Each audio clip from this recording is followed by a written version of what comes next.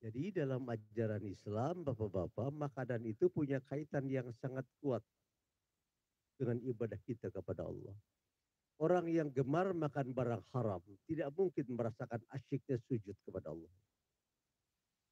Kalau Bapak sujud begini, Subhanakallahumma rabbana bihamdik Allah maghfirli ya Allah ya ghafur rahim. Atau barangkali pendek saja, Subhanabil a'la bihamdih begitu. Yang mana saja boleh silakan itu. Waktu sujud kita lupa kepada Allah. Bapak tolong periksa bulan ini makan apa. Periksa itu. Ya robah bahasanya ya. Jadi asyik maksuknya kita berpelukan bercinta dengan Allah kalau tubuh ini bersih. Itu sebabnya konsep rizki dalam agama bukan banyak saudara. Tapi halalam thayyiban mubarakah. Rizki kecil berkah. Anak jadi sarjana, saleh, rumah tangga sakan, hidup sehat. Rizki besar, mafsadat, oh musibah dalam hidup ini.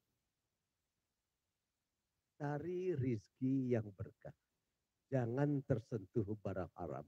Sekarang bapak-bapak, kalau haram karena makan babi, darah, bangkai, binatang yang dipotong bukan karena Allah, binatang mati tersegit, horimat alaikumul maitata wadaman, dan seterusnya. Itu gampang.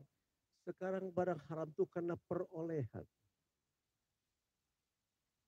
Masyarakat dunia sekarang tidak peduli harta itu dari mana. Halal haram soal nanti. Yang penting aku jadi orang kaya.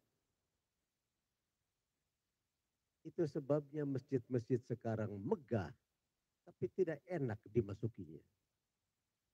Sebab masjid itu dibangun dengan uang yang tidak halal. Itu sebabnya bapak-bapak gagah-gagah. Tapi kalau bertemu orang ceritanya bukan kesehatan, penyakit. Bapak kan kalau ketemu teman gini, Assalamualaikum, Waalaikumsalam. Sakit apa sekarang? Bos, oh, besinya kan bagaimana kabar? Kita tidak. Sakit apa hari ini? Itu cerita sakit nggak habis-habis itu. Kalau sudah begitu Bapak periksa dari mana kita dapat rezeki.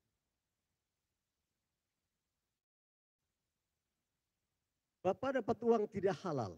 Saya tidak sebut haram lah. Tidak halal. Dibawa ke rumah, diserahkan pada istri. Istri belanja barang haram. Qobla isya, asya, sebelum sholat isya, makan malam. Darah bapak jadi haram. Sumbernya haram.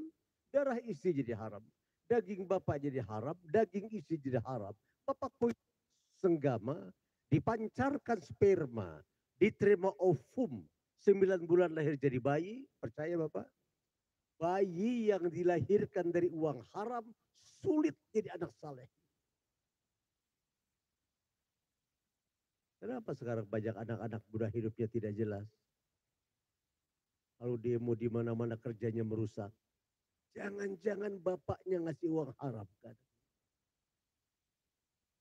Kalau anak kita berikan rizki halal Bapak, dia mesti jadi anak saleh, mesti jenius, mesti pandai, mesti santun. Berikan ke anak rezeki itu, rezeki halal. Mungkin tidak besar, tapi halal. Boleh saya perdalam sedikit ngajinya ini.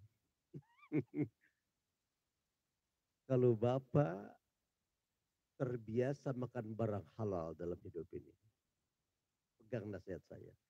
Bapak akan tahu peristiwa masa lalu, Bapak akan faham peristiwa masa kini, dan Bapak tahu apa yang bakal terjadi.